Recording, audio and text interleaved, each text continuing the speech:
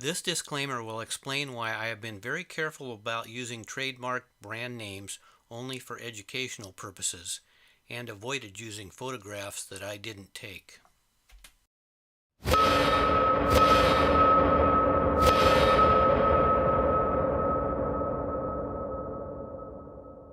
I have duplicated this Adjustments Part 4 clip here.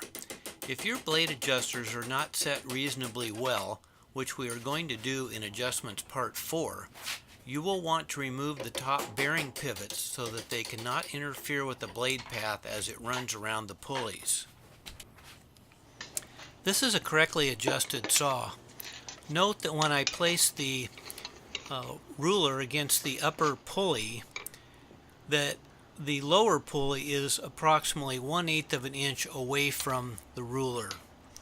This is a $3 ruler that I shortened to fit within the casting. This is how I install the blade. Everybody has their own method, so do whatever works for you. But please realize that if the blade flips off, you have the potential to damage it.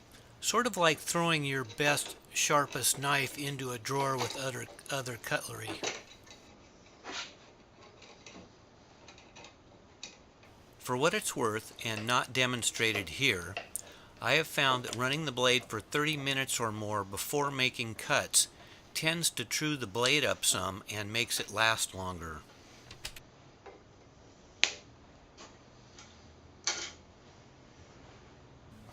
Now I'm going to make the static adjustment that you saw me measure on the correctly adjusted saw.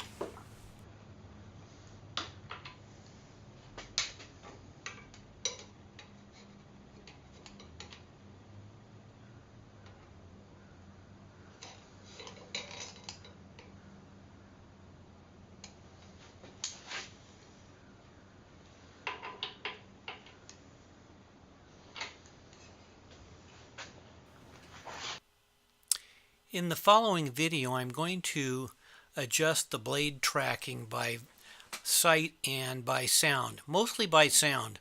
I'm going to do it several times here so that you'll have the potential to hear what it sounds like as the blade rides up against the back of the pulley and becomes too tight.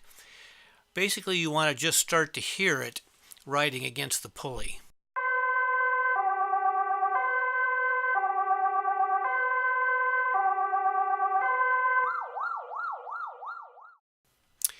Here is your adjustment point for tilting the upper pulley. Now that we have preset the pulley, it is unlikely that the blade will throw. However, start by pulsing the on switch to see where the tracking is, and make minor adjustments until it is running near or against the rear lip of the top pulley. At this point, we can't tell when it is correctly adjusted by looking at it, but we can tell by listening to it. When the blade is running too tight against the lip, the sound will become very metallic. We want it to stay at the lip, but not apply a lot of force against the lip. Adjust it until you just barely hear the metallic sound. The film clip does not come through very well, but it will be obvious when you are doing it.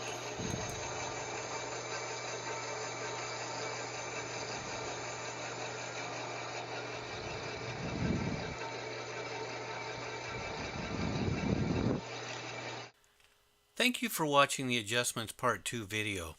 This short video has prepared us to move on to considering whether we want to chase accuracy in the vertical cutting plane, and that is covered in Adjustments Part 3.